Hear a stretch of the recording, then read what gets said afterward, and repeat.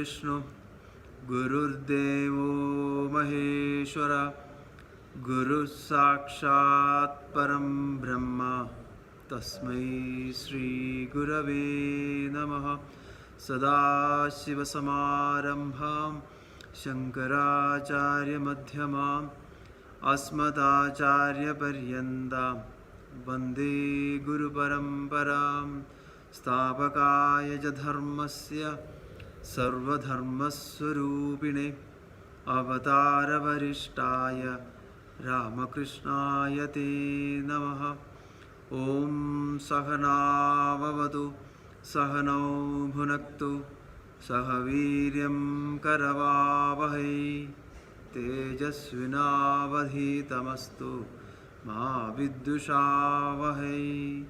Om Shanti Shanti Shanti.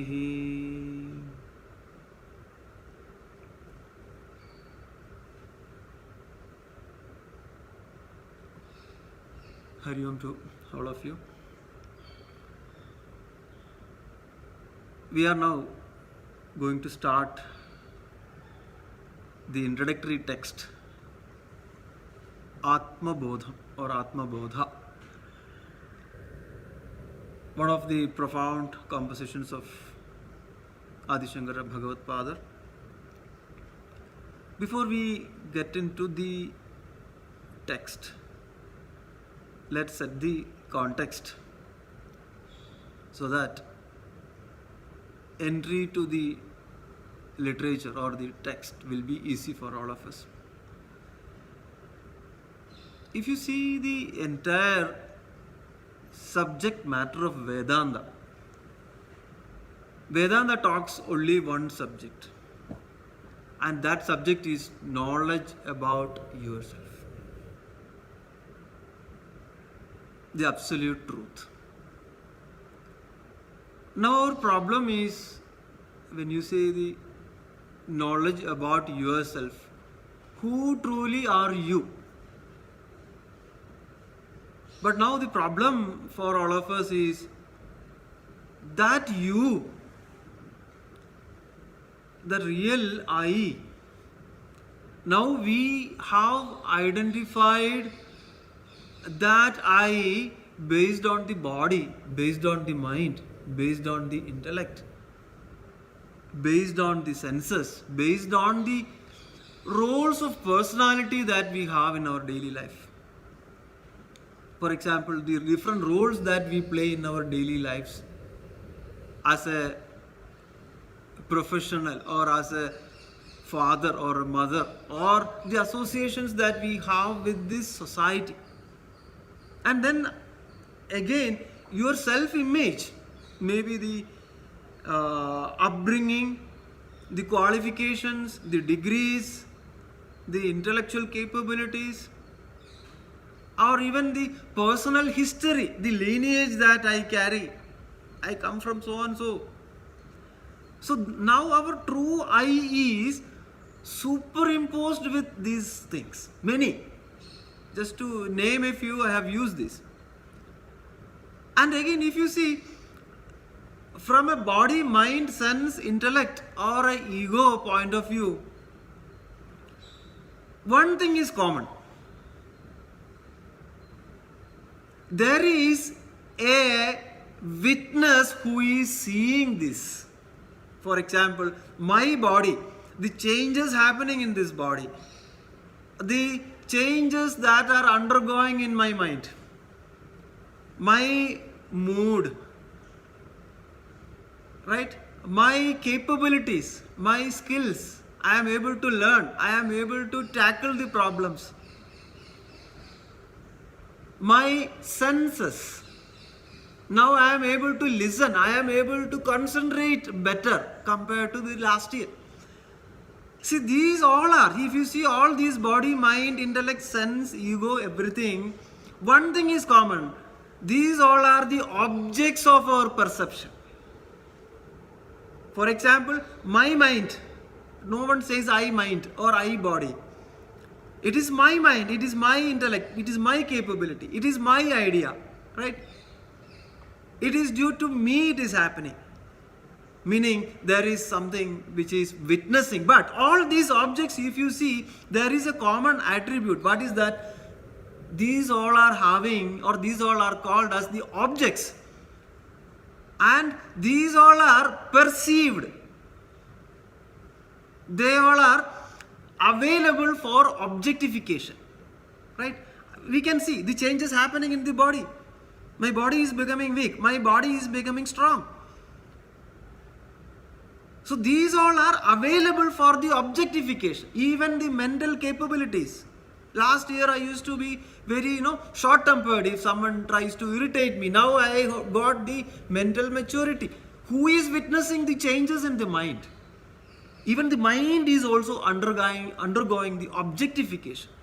So meaning all these, whatever you can say, your ideas, your thoughts, your anxieties, your feelings, your capabilities, your body, your mind, your intellect, the skills that you learned, everything are available for the objectification. Are you all with me? You can see the changes happening. You can see the changes happening in these objects. That is why they all are available for objectification. But who is the one which is seeing these changes? See, if you see all these body, mind, intellect, senses, etc., you are able to see them. But you are not those. Because we say, my body, my intellect. It's not like I body or I intellect. So you see them. But you are not those.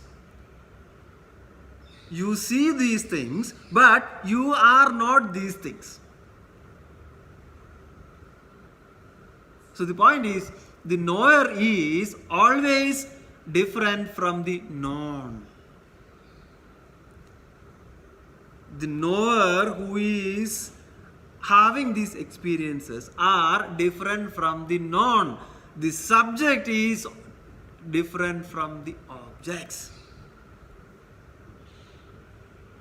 And when you start negating these objects,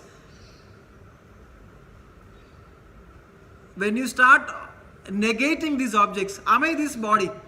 No, because I existed before the body came into picture.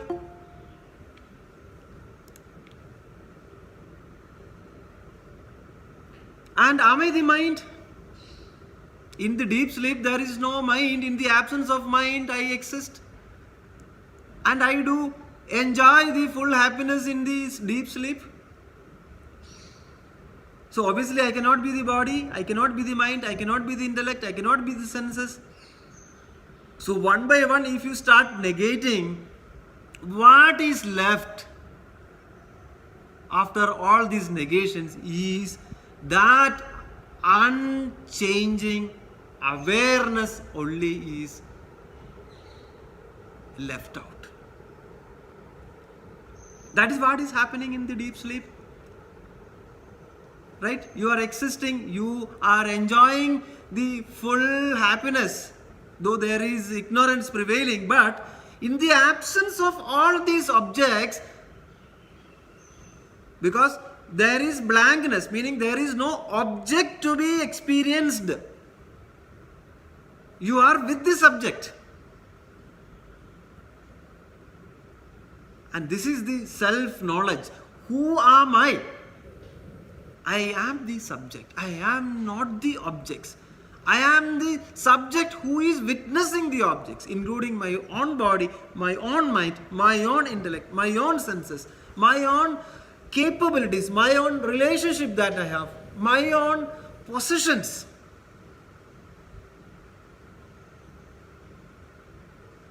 That the unchanging awareness is the one, and I am that. And that this self, the knowledge of the self, that is what we are talking. That is the subject matter of Vedanta, nothing else. And this self is pure awareness, in which the world of objects exists, whether it is gross or subtle, including the subtle mind. In this subject only this mind is existing. That's what Upanishad says. Srotrasya srotram, manaso manoyat vajoha vajam sau pranasya pranaha. Chakshusha chakshur adimuchadira. The mind of the minds. So every gross, subtle bodies or objects exist in this subject, the unchanging awareness. And everything for the subject is an object of perception, including the subtle mind.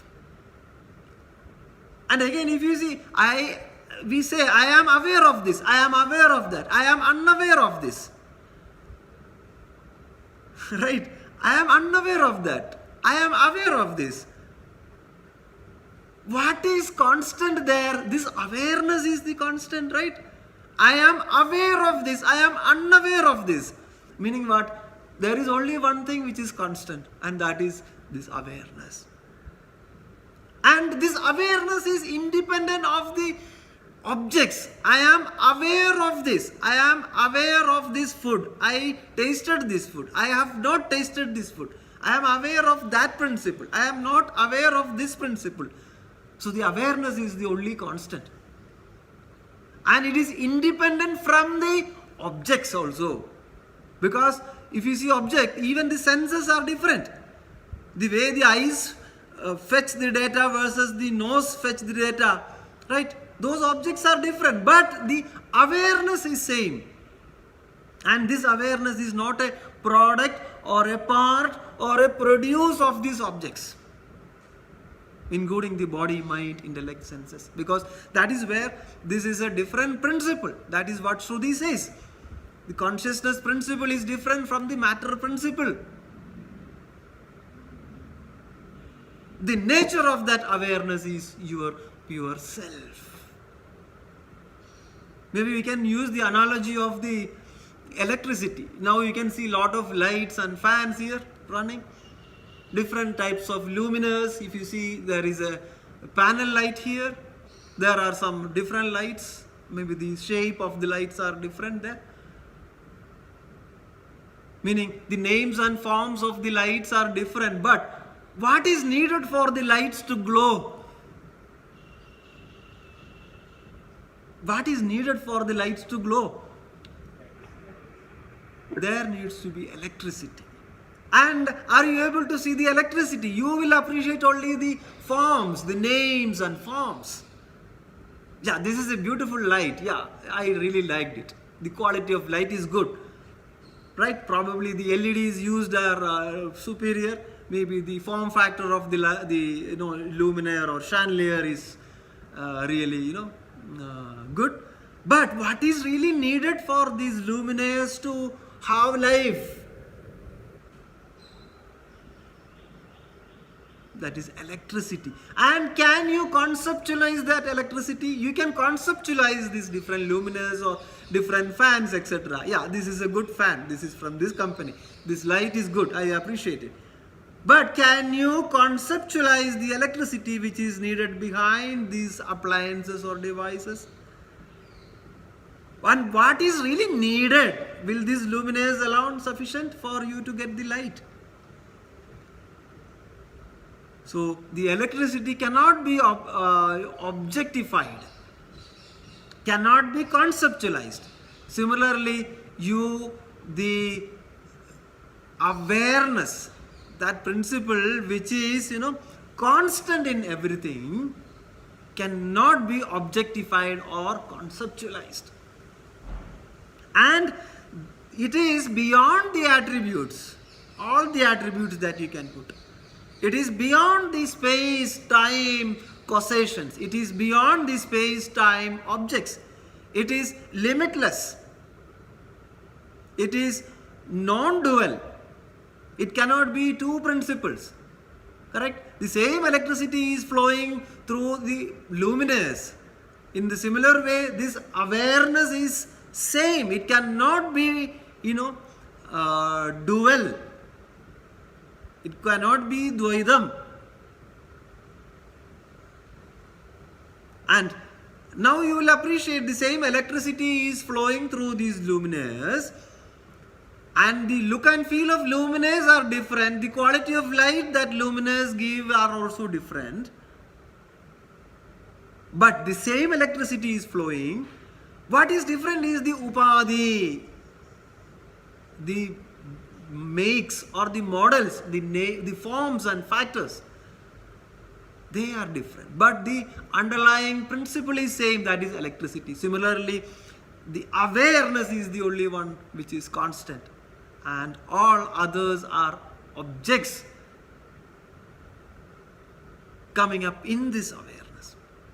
And these upadhis, again, now as I mentioned, you will appreciate the different lights. What you will appreciate? The different lights. The quality of the light that these luminaires are giving, or the quality of speed or the air that this fan gives. But who is appreciating the electricity? And again, these devices, the different look and feel, are also introducing limitations. Maybe you will compare this light with that and say that, yeah, this is good, but this is not that good. Or the quality of light is not great in this, or I do not like this. The shape of. We are bringing upadhis. We are seeing the upadhis, and we are putting limitations in these upadhis. We are creating boundaries. And when we create boundaries, we call it as a jiva. The same consciousness which is there, which is pervading everywhere, we are identifying ourselves with these upadhis and inducing different limitations or boundaries. And we create or we make ourselves as finite beings who are having the death, birth problem, the sufferings. But the electricity which is flowing in these luminaires, it is same, it is unaffected. It is all about your perception about this light versus that light. You are bringing perceptions in these upadhis. Similarly, we are bringing perceptions in our life by identifying ourselves with the objects. We are drifting away from the core, and we are now working at the periphery and introducing limitations in ourselves. And this self is unaffected. Similar to the electricity which is flowing in all these luminaires, with the same electricity, so there is no problem in the electricity. The problem is only with your notions, correct? Similarly, the self is unaffected, and this self is also actionless. Can you see the electricity just like that? You see the electricity by how you see the electricity, how you realize the electricity. Through this media, right? Through the upadhi you are seeing, right? Maybe for example, the same electricity is acting through the fan, and now you can see the breeze. The same electricity is acting through these lights, you can see the light. Similarly, the same electricity is flowing through a mixer grinder, you can get, something related to that. The same electricity is flowing. So can you say the electricity is responsible for the actions? The actions are typical to the upadhi. Because the light is supposed to give, the luminaire is supposed to give a light. The luminaire is not supposed to, do the grinding. Correct. And the fan is supposed to do what? Giving breeze. It is not supposed to give lights. Maybe you can see fans with underlights and all, but that is a different topic. So, this self is unaffected. Similar to the electricity which is flowing, right? So, the electricity has no role in giving light and fan. It is the role of upadhi. It is the role of the device. When you say upadhi, you mean the gunas? Upadhi meaning the manifestations, right? The objects which are supposed to provide certain features or facilities. Okay. And the self is actionless, please understand that. And again, this awareness is not having any doership, it's agartha. And when I say there is no doership, for doership what you need to have motion. For doership you need to have upadhi. When I say motion, these are the upadhis. So the pure awareness is unaffected and there is no kartrutvam, there is no doership. Doership belongs to what? Doership belongs to the objects. In that case, let us come back to us. This self is not an object to be experienced, but this self is experiencing the objects. Then can we say that this self is much superior compared to gross and subtle aspects? Because without this self there is no existence for any of the gross and subtle aspects, including the body, mind, intellect, etc. That's what Bhagavad Gita, again if you go to the 3rd chapter, Indriyani paranyahu indriyebhya parammana manasastu parabuddhir yo buddhe paradastu sa. If you see, compared to the body, the indriyas are subtle. Indriyani paranyahu indriyebhya parammana. And again compared to the senses, the mind, parammana. The mind is comparatively subtle. And manasastu parabuddhir. And compared to manas, the buddhi is further subtler. Compared to the what? Compared to the mind, the intellect is again subtle. Manasastu parabuddhir yo buddhe paradastu sa. And beyond the buddhi, there is the awareness. This is the self which is unaffected, which is actionless. So, the self is akarta, and this self is also self-evident and self-revealing. For example, let us assume the movie theater as an example in this case. Please tell me what you need for the movie to be watched. Screen is needed, right? First you have to take the ticket, that is fine. Right? So after taking ticket you have to go to the movie theater, and they should also have the content to play. But what is needed? As you rightly mentioned, the screen is needed. That screen is the one which reveals the movie on a plane. Correct? You all agree with me? And that screen is the one which unfolds the movie.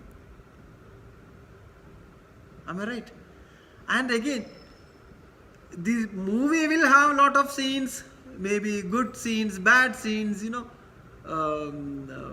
problems of the characters, actors, actresses, etc. But whether the screen is affected or not, or if the screen also started crying, right, during some bad situation, right, what will happen? So the screen is unaffected, and screen is the substratum for the movie to be played. Correct? And the screen is the fundamental subject for the movie to be played. Similarly, our own existence is the fundamental aspect, and our mind borrows this consciousness and reflects that consciousness through this medium called as the body. Mind is borrowing the original consciousness, and mind is reflecting that consciousness through this reflecting medium, including the body. In that case, if you go back to Bhagavad Gita, 2nd chapter, 16th verse, Nasado vidyade bhavo na abhavo vidyade sada ubhayo rabidrishtonda toneo tattvadarshi. So what is real, what is not real? What is real, what is not real here? What is permanent here, what is impermanent here? The body, obviously, the body, mind, intellect, everything is impermanent. Those all are mithya, those all are unreal. Because without this essence, there is no meaning for the body. So then, intrinsically, subject is the only one which is permanent. And the subject is the one which is having an independent existence. Because before I took the body, subject existed. And subject never asked the object for its existence. That is the proof, because we came into existence before the body got formed. And we will still exist after the body goes back to the nature. The self is the independent cause and others are dependent effect. Please understand this. Self is the independent cause and others are the dependent effect. So we have to be very clear, because now we are confused with what is real, what is unreal. That is where Bhagavad Gita helps us. 2nd chapter, 16th verse, Nasado vidyate bhavo. There is no permanent existence for the unreal, including our own body, mind, intellect, bank balance, senses, whatever is. So, there is no question of non-existence for the real Sat. There is a question of existence for the Asat, because Asat alone cannot exist. Asat has to depend on the Sat, the essence. And what is the nature of this principle which is there inside us? And we are that principle. The nature of that principle is Satchidananda, Atma Satchidananda. We learned this in Atmabodha. And the nature of this self is existence, consciousness, bliss. Sat Chit Anandam. Let's go back to Taittiriya Upanishad. A very profound verse. Om Brahmavit Apnodivaram Tadesha Bhukta Satyam Jnanam Anandam Brahma Yo Veda Nihidam Guhayam Parame Vyomen So Ashnude Sarvan Kaman Saha Brahmana Vibhaschidedi. Om Brahmavit Apnodivaram. Brahman, your true essence, is Satyam Jnanam Anandam. Satyam Jnanam Anandam Brahma. Yo Veda Nihidam Guhayam. Nihidam Guhayam. Residing in your deep cave, the heart. Yo Veda Nihidam Guhayam Parame Vyoman. So Ashnude Sarvan Kaman Saha Brahmana Vibhaschidedi. The nature of your true self is Satyam Jnanam Anandam. Pure existence, pure consciousness, pure bliss. And how one can attain this knowledge? Not through karma, not through actions, not through motion. Only through stillness, only through silence. Not through outgoing tendency, but through the inward contemplation, inward reflection. So one cannot attain this knowledge through actions, but by knowledge. What is the knowledge? Behind every modifications what you see in life, there is an unmodifying subject, and I am that. We can go 20 years back, we can go 10 years back, we can relate with all our life incidents, we can also traverse in the future. You, the unchanging witness, is seeing all the changes. Behind every modification, you are able to see the changes happening. Satyam. What is Satyam? Satyam is Satyam Jnanam Anandam Brahma. You are this Satyam Jnanam Anandam. Satyam is what? Satyam is pure existence. That is the ultimate truth. So called as the easiness. Easiness. Existence. That is Satta. Satyam. Pure existence. What is Jnanam? Omniscience. All knowledge. All possibilities. Whatever you can imagine or we cannot imagine, everything is there. The complete knowledge. Omniscience. Jnanam. Satyam Jnanam Anandam.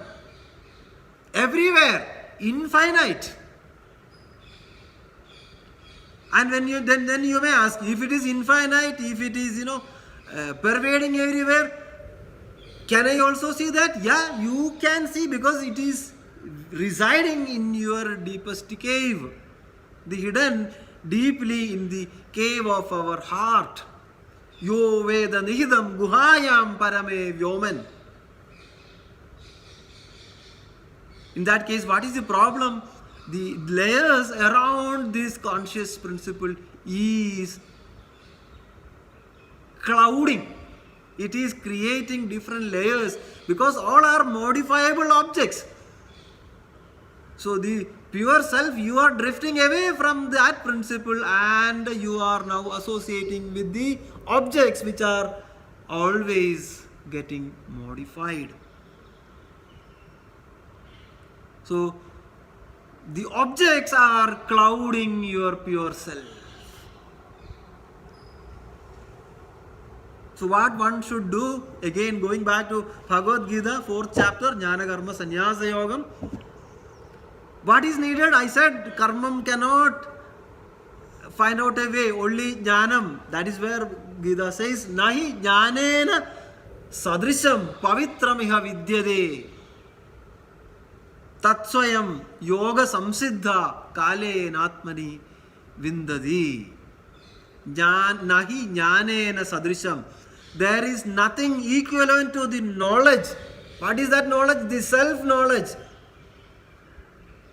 Pavitram iha vidyade. That is so purifying. Only knowledge will purify you. Karmam cannot purify you. Karmam can be executed as a karma yogam, and you can create the dependent aspects for gaining knowledge. But karma alone cannot gain knowledge. Only through jnanam. What is the jnanam? The self-knowledge. Nothing else purifies in this world. Nahi jnanena sadrisham pavitramiha vidyade. What is the problem here? The consciousness now, which is covered, clouded, has become dormant, latent, hidden. And that consciousness is infinite, pure bliss. But it is hidden. And the same consciousness is pulsing in you and me. And that is infinite, that is Egam, it is Advayam. Swami Vivekananda's one of the famous quotes, education is the manifestation of the perfection already within us. It is the manifestation of the perfection which is already there in us. See, the perfection in us should be manifested. It should be known. That is the real education. So when one starts thinking about this, not ignoring, right? When one starts neglecting, because we are already in the phase of neglecting this. But now when one starts thinking about this, what is happening? You are trying to establish in this knowledge. You will become active. And ultimately the highest realization can come in one. What is that highest realization? You are realizing your true nature. And this is called as the yoga of jnana. And the yoga can be achieved through two ways. That is what again Shruti says. Nivritti and pravarti. Pravarti is basically the action-oriented things that you are doing in this world. But nivritti is the inward dependence. Who truly are you? Depending on that. Outgoing mind and an inward controlled mind. So one has to have what? When you do the actions in the world, what one should have. That is where Atmabodha first verse also says, but again I am bringing one more verse from Bhagavad Gita, 4th chapter, 39th sloka. Shraddhavan labhade jnanam. Shraddhavan labhade jnanam. Tatpara samyatendriya. Jnanam labdva param shantim. Achirenadi gacchati. Shraddhavan labhade jnanam. Who will get this knowledge? The one who has got Shraddha. Not only that, Tatpara Samyadendriya. Tatpara meaning the Tat is the highest truth. Tatpara Samyadendriya. One has to have a full control or mastery of the mind. Indriya Nigraham, Mano Niyandranam. Shraddha plus the Indriya Nigraham and Mano Niyandranam. The one who has got Shraddha will only get this knowledge. I said, knowledge only will purify, knowledge only will take us to that plane. Knowledge about what? The self-knowledge. And for gaining knowledge, we said, it will not happen through karma. One has to have Shraddha. Shraddhavan labhade jnanam tatpara samyadendriya. When you say Shraddha, is it like Bhakti Yoga? Shraddha is all about faith. Yeah, so faith in oneself, faith in the highest truth. That is where the bhakti, the dedication comes or the devotion comes. Let us simplify it. When you say bhakti, faith in oneself. What is the faith in oneself? I exist. I am the unchanging subject who is seeing the changing objects. And faith in the meaningfulness of the universe that you live. There is a law and order for everything, including our own body, mind, intellect, senses. Faith in oneself, faith in the higher principle, faith in the meaningfulness of the system that you live in this world. This is Shraddha. Maybe as per Bhagavad is Astikya Buddhi. When I say Astikya Buddhi, see maybe another, what is the right word? Someone who has got the, it's not a quality, the attribute of criticizing things. Have you seen such people? Or maybe someone who is always doubtful. I mean, I think the right English word is cynicism. So Shraddha is just opposite of cynicism. It's all faith in oneself, faith in the higher principle. And again, Shraddha in the scriptures, Shraddha in the Shastram, Shraddha in the Guru Parambara, Shraddha in Ishwaran, Shraddha in your own existence, in your own self. Shraddha in seeing meaning in everything that you see. This is maybe from a modern perspective, we can say it's a positive frame of mind. And Shraddha alone will not be sufficient. You should also know how to discipline your sensory energies. That is where the Indriya Nigraha and Mano Niyandranam will come into picture. So Shraddhavan labhate jnanam tatpara samyadendriya. Tatpara samyadendriya meaning what? Tad is what? The higher truth. So one has to have a faith, one has to have a devotion in that truth, and at the same time one should also subdue the senses. When I say subdue, it is not, it is not suppressing. Don't think that I have to suppress the senses and try to concentrate. No. With the right understanding, having a control of your mind or the sensory energies, and at the same time you are driven by this principle. What is that principle? Knowing yourself. And you are also very clear that that self is the pure consciousness, that is the unchanging awareness. Correct? But for me to realize that, I need to have control of my sensory energies. That is where the steady and constant sense control is very much needed. That is where all the discipline is coming into picture. Jnana only will give this, and Shraddha plus the control of the senses. What are we trying to do? To know the consciousness which is already there within us. And it is effortless. Because we are already that. We are that awareness. What we are trying to do now? We are just recognizing that. Recognize. It is instantaneous. Now itself. You don't need to wait. It's all about recognition. Because our real nature is that pure consciousness. Swarupam is that. As per Patanjali Maharshi, yoga is all about what? Chitta vritti nirodha. Tadadrishta swarupe avasthanam. When you do the chitta vritti nirodham, you are being with that.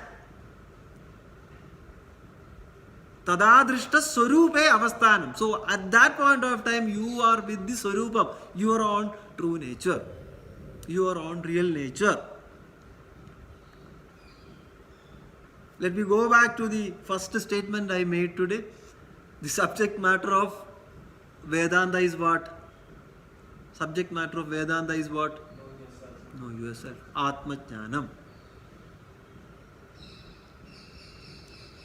And we are going to enter the text. Introductory text. Or we can say supporting text. Or an auxiliary text. Written by Adi Shankara Bhagavatpadar. And what is the subject matter of the text? There is only one subject. Atmajnanam. Right. So you just described the 4 yogs just now, right? That's what you basically do. As in like Gyan Yoga and There are you said that Karma Yoga is not enough. So you have to have Gyan. So, then you said you have to have Shraddha also. Yeah. So basically Bhakti Yoga. Yes. And then he said you have to calm your mind and you have control of your senses. So that's Raj Yoga, I guess. Yes. So Rajam is all about calming your mind. Bhakti is the path of devotion, and karma is through the actions, and actions becoming as a worship, and jnana is all about knowing this. And again, bhakti is implied. Bhaktya jnanam prajayade. This is as per Srimad Bhagavata. Bhaktya jnanam prajayade. Only through bhakti jnanam will come. And as per Bhagavad Gita, Lokesmin Dividhanishta Pura Prokta Mayanaka Jnana Yogena Sankhyanam Karma Yogena Yoginam. Ultimately, a Karma Yogi or a Jnana Yogi will reach the same place. What is that place? Self-realization, knowing yourself, know your true self. And Gita, that Sloka is not mentioning about the Bhakti or the Raja Yoga as an explicit. It is, both are implicit. These paths are or paths can be used. But ultimately, paths are just means. What matters is basically your final goal, final destination. And everyone cannot have a one path. It depends upon the build of the person, right? Those who are more, contemplative, they can go with the path of jnanam and bhakti. Those who are more action oriented can go with the path of karma yoga. But ultimately, jnanam is important. Jnana yogyada prapti is what we are getting through these methods or means. Be it Raja Yogam, Karma Yogam, Bhakti Yogam, etc. We are getting the Jnana Yogyada Prapti. What is the final goal? Final goal is Jnana Prapti. And we have to see what is the best path. A guru can help Shishya. This is the guided way of progressing in this spiritual path. Atmabodha is, as you know, this is the text, introductory text written by Bhagavad. And as I mentioned last time also in the Tattva Bodham, the fundamental ideas of Vedanta is given here, and I can say slightly advanced compared to the Tattva Bodha, right? Slightly advanced ideas of Vedanta is explained in this book. And the real beauty of this Atmabodha is all these, what is the right word? All these ideas are clarified through an example also. Most of the verses, if you see, there is an idea, there is a central idea. And the central idea is further explained through the form of an example, so that users like us will be able to understand. Because these days, everyone talks about storytelling and example based things. So that is where Bhagavad considered this long back, before we started thinking about storytelling. Even the Puranas are like that. Yeah. So that way, fundamental ideas of Vedanta or even the advanced topics of Vedanta are covered. And second thing is, it is again clarified through an appropriate example. Most of the slokas will have that, right? And again, what is the subject matter? Atma. Atma is the Surubam. It is your essence. It is the, subject. And knowing the subject is the topic here. And now, let us see Atmabodha. Here, Atma is explained in 4 ways or 4 different routes, I can say. First one is Apnodi idi Atma. Apnodi idi Atma. That which pervades everywhere. Apnodi idi Atma. Next is Yad Adatte.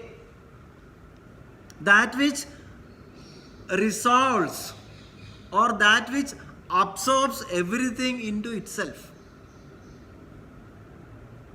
For example, the waves in an ocean. Waves come from the ocean, right? Waves may take some identity like I'm a wave, but the wave will go back, the wave will resolve, wave will ultimately get absorbed into the ocean, the water. Yada adatte. First is what? Apnodi idi Atma, that which pervades everywhere. Second is Yada adatte. Everything emanates from this and will resolve into this. Next is Atti id Atma. To Atti meaning to eat, to experience. The one which experiences the object. The one which experiences the object. Apnodi the Atma, that which pervades. Yad Adate, that resolves everything into itself. Meaning, Anatma Vastu comes from the Atma and Anatma Vastu goes back into the Atma. Third is Atti Ida Atma, meaning the one which experiences the things, the one which experiences the objects, the subject that experiences the object. And the last one is Ada Sadatya Gavane, that is eternal, that which exists forever. Sada Asti, that is having a permanent existence every time. For example, if you see the pot, different pots, what is the essential element in the pots? What is the essential element of the pots? Clay, mud, correct? So, if the pot gets distracted, it becomes mud, right? So, what is the essential element? Clay is the essential element. Similarly, Atma is the essential element of everything. Atma is the essential element of all objects, including our body, mind, intellect, sense, etc. So now, Atmabodham. Atma and Bodham. Atma is awareness. Bodham is what? Knowledge of the awareness. Atma is there everywhere. We all are Atma Vastus. We all are Atma Swarupis. So that Swarupa Chaithanya, we are that. Then that alone is not sufficient. The Bodham is also needed. Bodham is basically what? The knowledge about the Atma. We can say Janya Jnanam. Why do we need Bodham about the Atma? We all are Atma Vastu, that is fine. Why do we need the knowledge about the Atma? What are we trying to do? Tell me. Achieve eternal happiness. Okay. So we are that knowledge, but now we are saying we need to gain the knowledge. Why do we need to do that? Huh? Escape from the karma. Yeah, one way it's correct. In order to come out of karma, okay. What else? Why do we need the jnanam here?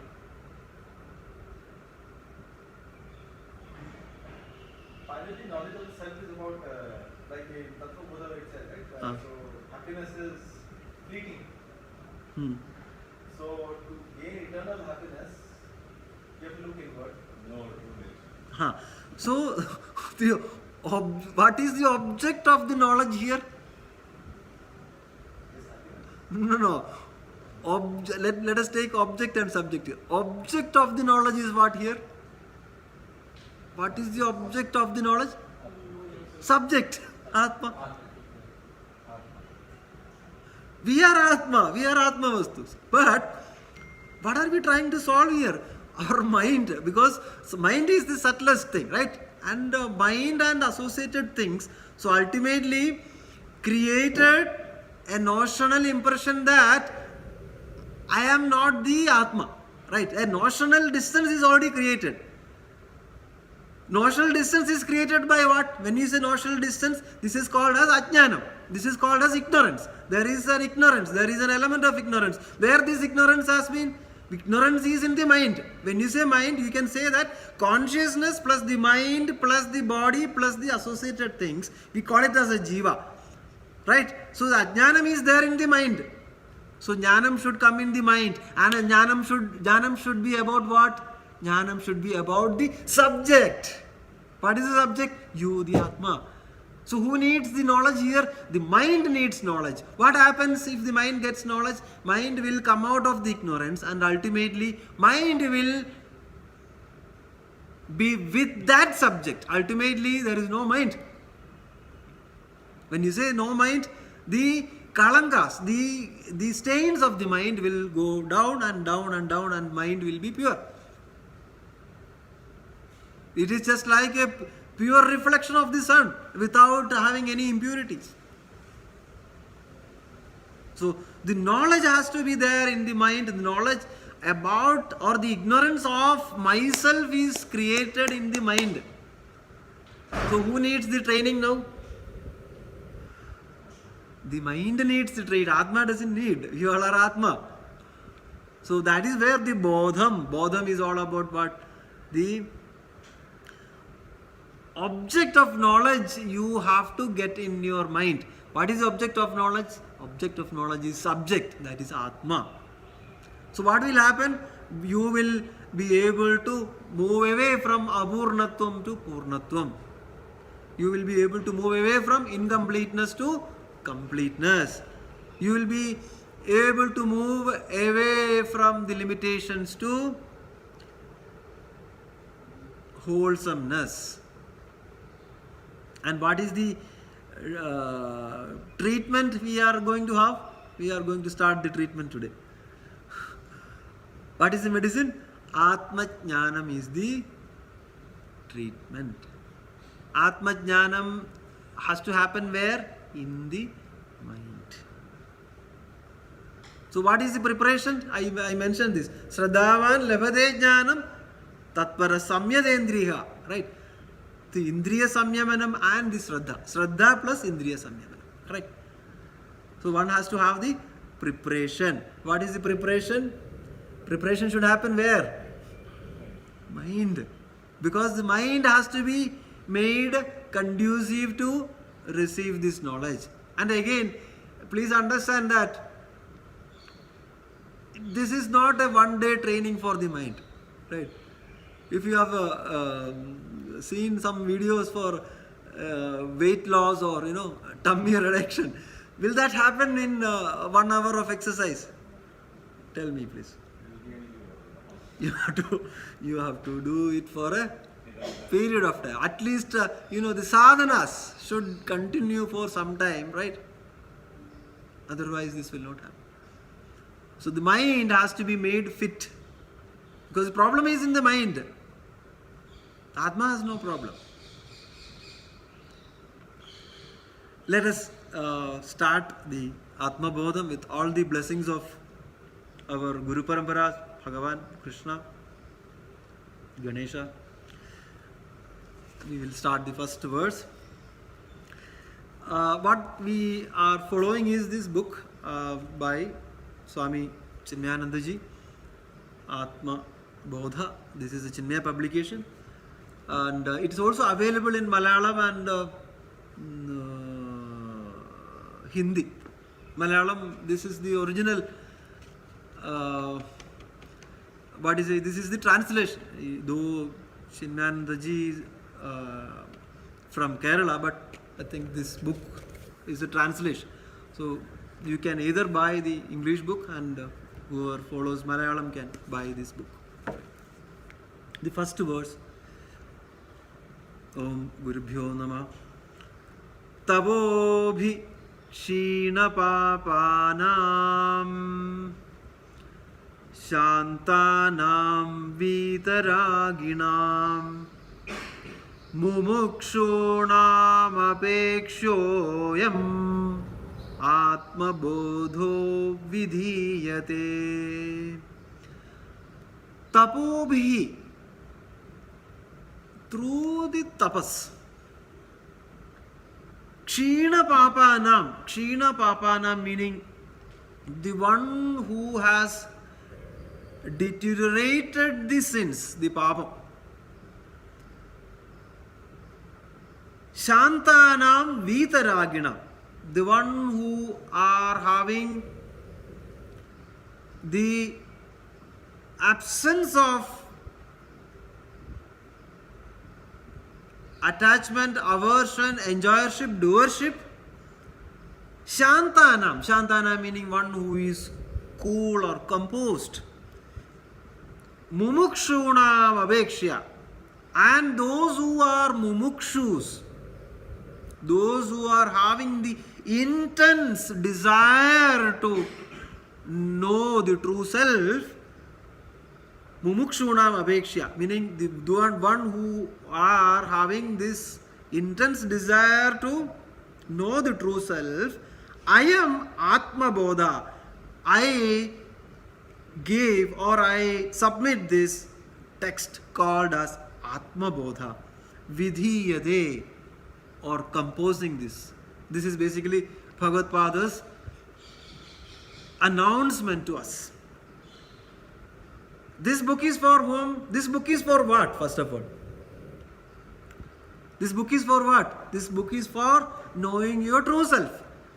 And I submit this book, or I present this book, or I made the composition of this book for whom? The people who are mumukshus. Intense desire to gain the self-knowledge. Intense desire to find the true purpose in life. Intense desire to know the ultimate goal of your life. Intense desire to see who truly am I. Intense desire to see what is my true purpose in life. Intense desire to see the reality of this universe. The intense desire to see what is the purpose of my janma. So again, going back to Atmabodha, we can see that the sadhana chatushtaya sampat. What are those? The discrimination, detachment, discipline, and desire. I'm not going into depth of those. What we will do is, maybe for the sake of the new joiners, Viveka is all about discrimination. Discrimination of what? Discrimination of real and unreal. What is permanent, what is not permanent. Knowing this, understanding this. And again, next is Vairagyam, or detachment or dispassion. Detaching from the unreal and attaching to the real. Detaching from asat and attaching to the sat. Detaching from midya and attaching to the satyam. Then comes the discipline. Discipline is all about the shamam, damam, uparamam, tidiksha, shraddha, samadhana. The sixfold wealth, so called as the discipline. And the last one is mumukshutvam. Mumukshutvam is all about the desire, intense desire to know the true self. Here, 2-3 very profound terms. Tapobhi. Tapobhi kshina papanam. What is tapas here? Tapas is all about divinizing our life. Divinization of our life is tapas here. When I say divinization of the life, is all about not accumulating ragam, dvesham, kartrutvam, bhoktrutvam. Not accumulating attachment, aversion, enjoyership and doership. Not accumulating these into my inner plane, or not accumulating these things into my vasanas or bucket of vasanas. I prevent it. I stop this. Such a person is a tapobhi. The one who divinizes the life. Divinizing the life is all about, doing things as a service without taking the ownership, enjoyership, etc.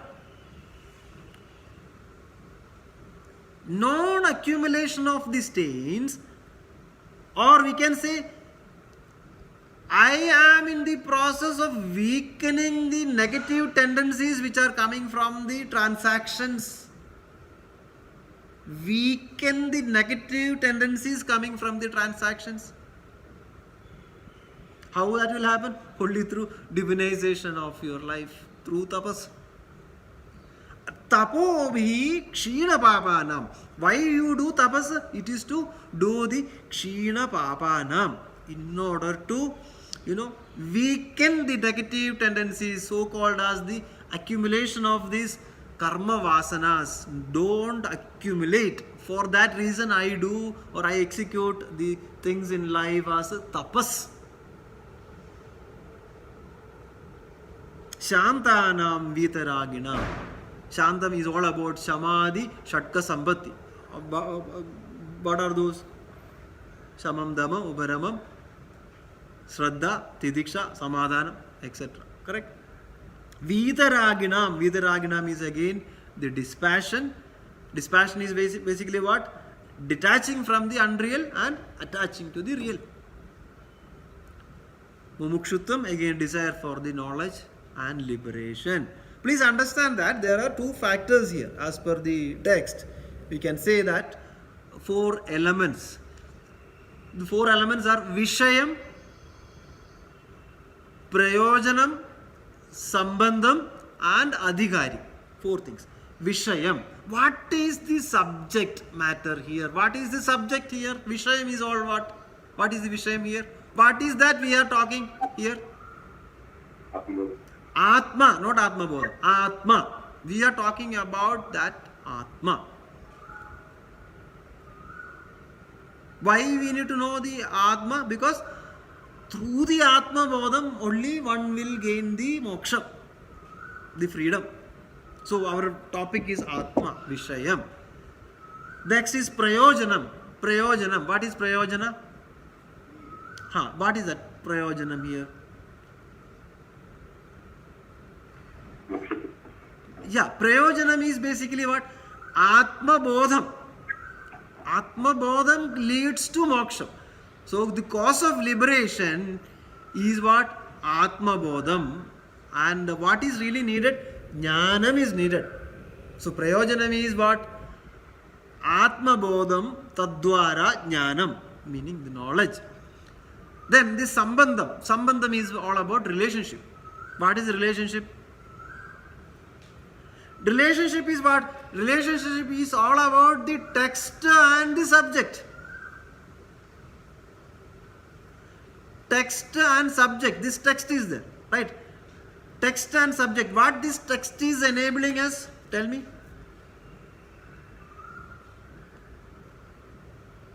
Calm the mind.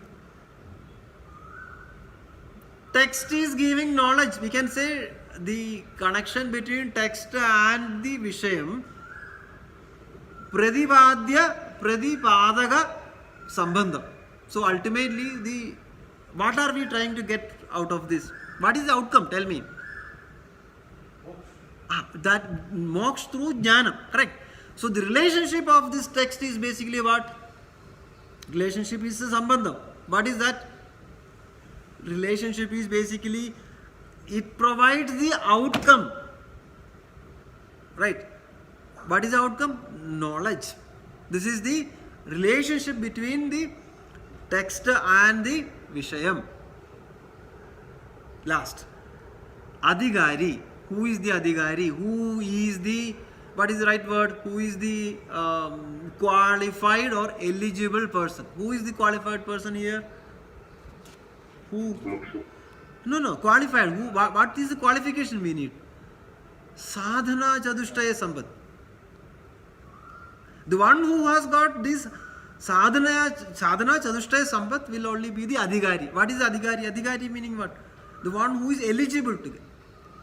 Correct. Don't worry. Very simple. The first verse says, Bhagavat Padar, Adi Shankara Bhagavat Padar, presents this textbook to all of us who are mumukshus, who are in the path of knowing the true self, who are in the path of what is the real purpose of my life, who are in the path of even learning the scriptures, Veda, Upanishads. There the subject matter is about the true self, know yourself. Correct? And the attributes needed for mumukshu, basically, you need to have intense desire. You should know, you should have discrimination in life. You should have dispassion in life. You should have discipline in life. then you get Shraddha. Shraddhavan labhade jnanam. These all are, sometimes we say before you go to university, you used to have pre-university, right? Similarly, these are the basic eligibility for one to gain this knowledge. Clear? Slogan number 2. Bodho anya sadhanebhyo hi sakshat mokshaika sadhanam pakasya vannibat jnanam vina moksha na siddhyate vina moksho na siddhyate. Bodho anya sadhanebhyo hi sakshat mokshaika sadhanam pakasya vannivat jnanam vina moksho na siddhyati. So, what it says, bodho anya sadhanebhyo hi, anya sadhanebhyo hi. Anya sadhana. Anya sadhana meaning the other methods of sadhanas. Correct? When you compare with other methods of sadhanas, bodha hi. Bodha hi meaning the Atmajnanam. Correct? Sakshat mokshaika sadhanam. Sakshat mokshaika sadhanam meaning there is only one visible method for attaining liberation, and that is knowledge about your true self. Pakasya vannivat. Now, as I mentioned, there is also an example. The first two part of the sloka conveys the idea, and there is also an example backing up that idea. So how it is backed up? Pakasya vannivat. Pakasya vannivat meaning how fire is used for cooking. What is needed ultimately for cooking? Fire is needed, correct? When you say fire, it can be your LPG, it can be your induction, whatever it is. It is only the fire principle. Pakasya vannivat jnanam vina. Jnanam vina meaning without knowledge. Moksha na siddhyati. You will never get moksha without this knowledge. Right? Even if you have your masala powder, your vegetables, your tawa, etc. Everything is ready, but no fire. We can say, I have gathered everything. Come on, I have all, items which are needed for cooking. But there is no fire.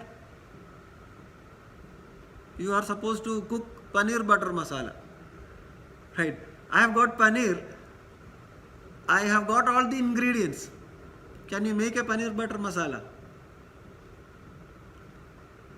Right? You have vegetables, you have spices, but they alone cannot create the food. What is the implication here?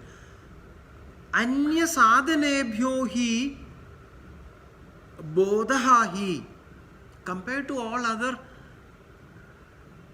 things, when I say other things, the rituals, the austerities, you also do a control of mind, you also do the studies of the scripture, you do have the power of discrimination, you are also helping people, you are also doing a lot of japa sadhanas, but they do not by themselves directly lead one to liberation. What is needed? Knowledge about your true self, and where this knowledge has to be inculcated in your mind. And these rituals will help your mind to get attuned to gain this knowledge. But only knowledge will help. Jnanena, there is no sadrisham, right? Only jnanam will help. But they do not themselves. Any other sadhanas you follow, but they themselves cannot directly lead one to the liberation. So what is needed? Liberation is needed when only when the knowledge of the self is gained and the glory of our true self is rediscovered. That's why I said recognition. What are the two things we need? Knowledge of the self is needed. Correct? That knowledge will happen when you have Shraddha and all the control of mind, etc. Knowledge of the self is needed. Knowledge of the self has to be gained, and the glory of that self has to be discovered by ourselves. When I say glory of that self has to be discovered, with that knowledge you have to live your life. You have to meaningfully craft your life. And ultimately, what is the goal? Liberation in this Janma. So, knowledge of the self is needed, and you should also reside in the glory of that self. You need to realize the true self. Similar to how fire is needed, the knowledge of true self is needed. Anya sadhana alone will not help. Anya sadhana will be the enablers. Like our ingredients for the paneer butter masala, you have got the ingredients, but those ingredients alone cannot help in getting your final dish. The fire is needed. Similarly, the knowledge of the self is needed. Other sadhanas alone will not help. They all will be the enablers. So, the ultimate purpose is knowledge of the self, and after gaining that knowledge, you discover the glory of that self. That is the real purpose in life. I hope it's clear. If that is the case, we will go to the third sloka. Avirodhitaya karma na vidyam vinivartayed vidya avidyam nihantyeva tejastimira sanghavad. Avirodhitaya karma. Avirodhitaya karma na avidyam vinivartayed vidya avidyam nihantyeva tejastimira sanghavad. Actions cannot destroy ignorance. Karma cannot destroy the ignorance of the mind. Again, if you go back to the previous sloka, the other things are only the enablers. Maybe karma yoga will help, but actions cannot destroy the ignorance. What can destroy? Only knowledge. Knowledge verily destroys the ignorance, just as how the light destroys the deep darkness. How the light destroys the deep darkness, similarly, knowledge alone can destroy the ignorance, not the actions. Knowledge is what? Knowledge is all about the rediscovery of the self. I use this term rediscovery. In fact, the self is there. We are that self. Now we are attempting a rediscovery or a recognition. Because self in us has never been non-existent, always there. So now we are rediscovering or recognizing. So what one has to do? One has to remove the notions or misunderstanding about the true nature. At that time, the Atman stands revealed. What has to be removed? Remove the ajnanam, remove the ignorance. Where is the ignorance? The ignorance is in the mind. So what is the remedy for the ignorance? What is the remedy? What is the remedy for the ignorance? Only knowledge. Atma Jnanam is the only knowledge for, or only remedy for the ignorance. And again, ignorance is where? Ignorance is in the mind. And that ignorance has to be removed. And the mind is the subtle instrument here. Others are gross, correct? So the action has to, the repairing has to happen where? In the mind, in the subtle mind. And what is the purpose? What are we trying to do? To gain liberation. Who needs liberation? Whether the Atma needs liberation? Who needs the liberation? This Jiva needs liberation. When I say Jiva, the pure consciousness, the mind which is reflecting the consciousness, mind with other upadhis, including the body, senses, mind, the traits, all accumulated karma, vasanas, etc. Right? This is the Jiva. The Jiva needs the liberation. And where we have to work? At what plane of Jiva we have to work? At the plane of who should be worked? Which upadhi needs to be worked here for gaining the knowledge? Where is the ignorance? The body is having ignorance or not? This body is not saying anything. Who is having the ignorance? The mind is having ignorance. So the ignorance of the mind is solved with the help of knowledge, and the ultimate purpose is the Jiva has to get liberation. And when that Jiva should get liberation, Iha iva, now itself. So knowledge is the only antidote for the ignorance, and the ignorance is in the mind. I hope it is clear. If any questions, we'll take it up. We'll conclude. We'll pause for the questions if you have. Om Sarve Bhavantu Sukhina Sarve Sandhu Niramaya Sarve Bhadrani Vashyantu Ma Kaschid Dukha Bhag Bhavet. Om Kayena Vacha Manasendriyarva Buddhyatmana Va Prakrite Swabhavat Karomi Yat Yat Sagalam Parasmai Sarvam Narayana Yedi Samarpayami. Om Shanti Shanti Shanti.